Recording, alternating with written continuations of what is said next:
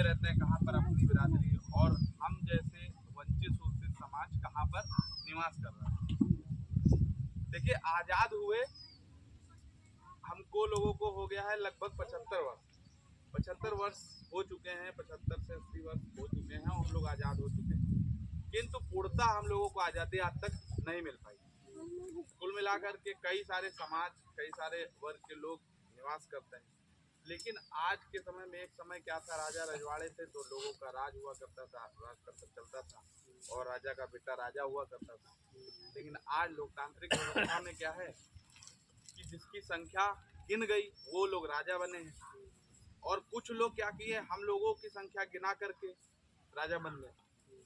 जैसे कि इस विधानसभा आपके बगल में पलिया विधानसभा है, एक कल हम गए थे तो पलिया विधानसभा पे वो वन बधूड़ा, क्या कौन सा गांव था, वन बुदेली गांव था, वहां पर बताया कि हम लोगों ने एक सर्वे में हुआ और हर चुनाव के पीरियड में एक राजनीतिक सर्वे होता है, जातिगत सर्वे होता है, तो उसमें अर्कवंशी की संख्या कुछ भी नहीं लिखी और 2003 के समय में बताते 14,000 के करीब संख्या थी, किंतु उसमें लिस्ट में नहीं लिखी।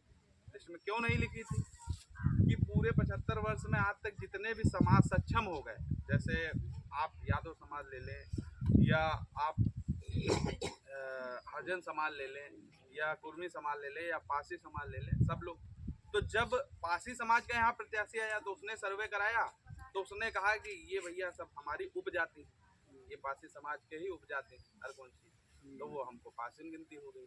जब ठाकुर साहब बाबू साहब खड़े भे तो हम लोगों ने ठाकुर बना दिया गया, तो ठाकुर में गिनती कराई ली, तो वह हम लोगों ने गिनती हुई गई तो हम लोग बाबू साहब बन गए। और जब वर्मा साहब के नंबर आवा, कुर्मी समाज का नंबर आवा, तो कुर्मी साहब का लगे हम लोग जैसे खेती किसानी खेती है ना, तो यो सबकी खेती किसानी करत तो ये सब हमारी जाति को, तो हम लोग कुर्मी में गिन गए। हम लोगन के कोई गिनती नहीं रही, कोई गिनती नहीं रही। तो उसी 75 वर्ष की आज़ादी से पहले कि बहुत सारे हमारे समाज के वरिष्ठों ने संघर्ष किया। आपके लखीमपुर के रघुनायक जी हैं, वरिष्ठ है हमारे समाज के, उन्होंने संघर्ष किया। ठाकुर प्रसाद जी हैं, हमारे संडीला से भी विभिन्न लोग हैं। उसी सिलसिले में हमारे बीच एक महान व्यक्ति विराजमान है, आदरणीय मनोज अर्कवंशी जी, जिन्होंने प्रथम बार उत्तर प्रदेश के इतिहास में निर्दलीय टिकट से चुनाव लड़ा और समाज की गिनती कराई। 18,000 वोट के करीब संडीला विधानसभा में वोट पाई तो गिनती हुई। इस तरीके से धीरे धीरे संघर्ष जारी है, लेकिन उन 75 वर्षों में आज तक हमारे समाज को आज़ाद करने के लिए कोई नेता, कोई मसीहा नहीं मिला जो हमारा नाम सड़क से लेकर के संसद तक पहुंचा पाए।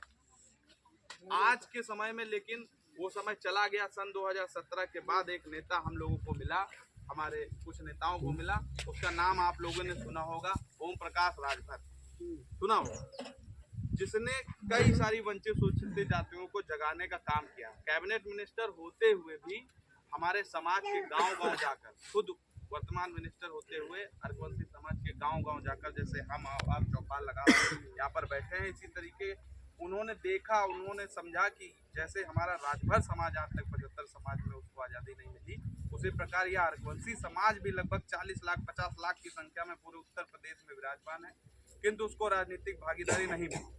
उन्होंने बारी बारी जा करके मनोज जी को, राममूर्ति जी को और सुनील अर्कवंशी जी को, इन तरीके से तमाम नेताओं को पकड़ के गाँव-गाँव में जा करके एक अलग जगाना शुरू किया।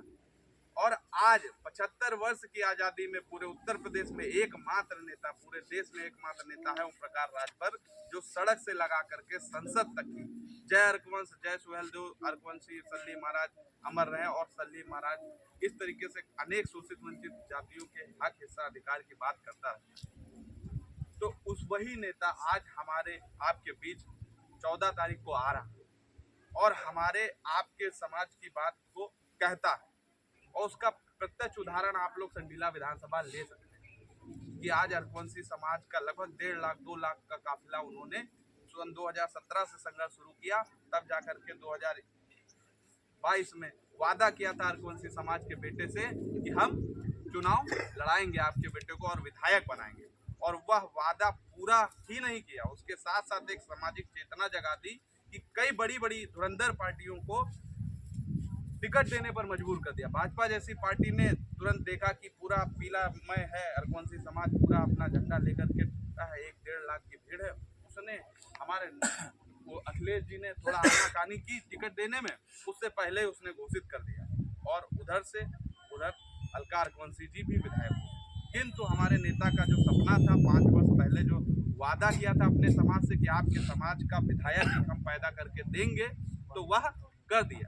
कुल मिलाकर के हमारा कुछ ना कुछ लक्ष्य हुआ। लेकिन आज हम लोगों को यहीं पर सीमित नहीं रहना। 403 विधानसभा सीटें हैं पूरे उत्तर प्रदेश में। एक विधायक से क्या हम लोगों का पेट भर जाए?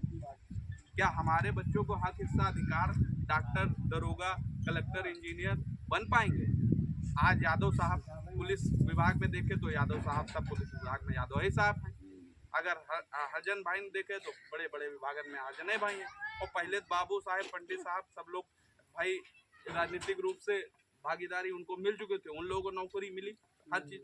तो आज के समय में एक प्रत्यक्ष उदाहरण पर्याय है कि जो व्यक्ति, जो समाज राजनीतिक रूप से भागीदारी जिसकी सुनिश्चित हुई, राजनीतिक रूप से सशक्त हुआ, वह हर क्षेत्र में उसका विकास हो गया।